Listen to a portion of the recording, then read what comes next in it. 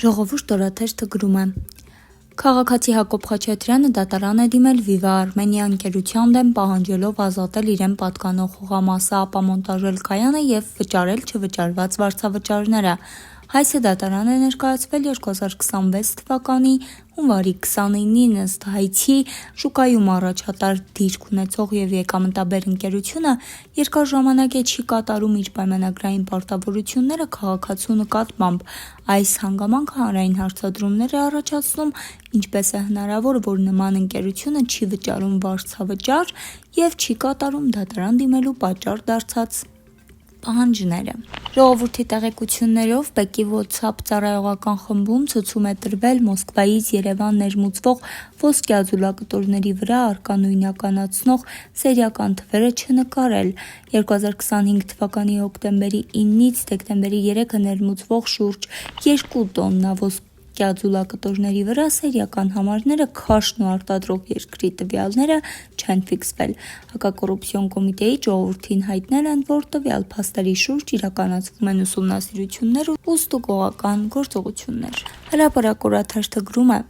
ԱԺ խոսնակ Հակոբ Արշակյանին, որը չի առաջադրվել առաջիկա ընտրություններին մասնակցելու համար, ՀԲ վարչությունն ընտրել է ներկուսակցական ընտրությունների հաշվիչ հանձնաժողովի նախագահ։ Խոսքը փետրվարի 12-ից 15 նշանակված պատգամավորության թեկնածուների ընտրությունների մասին է, թե ինչու Արշակյանը, որին թույլ չէին տվել մասնակցել ՔՊ համագումարին, քանի որ անդամամճար չէր մուծել, և նա վիրավորված որոշել էր չառաջադրվել, պետք է հաշվի ՔՊ ընտրությունների արդյունքները և մասնակցի նախընտրական ցուցակի կազմմանը։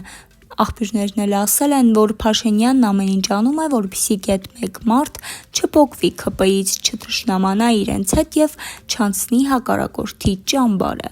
Փորձում է բոլորի հետ բարիդրացիական հարաբերություններ պահպանել և պաշտոնի խոստումներով պահել իր մոտ։ Հրապարակ թերթը գրում է.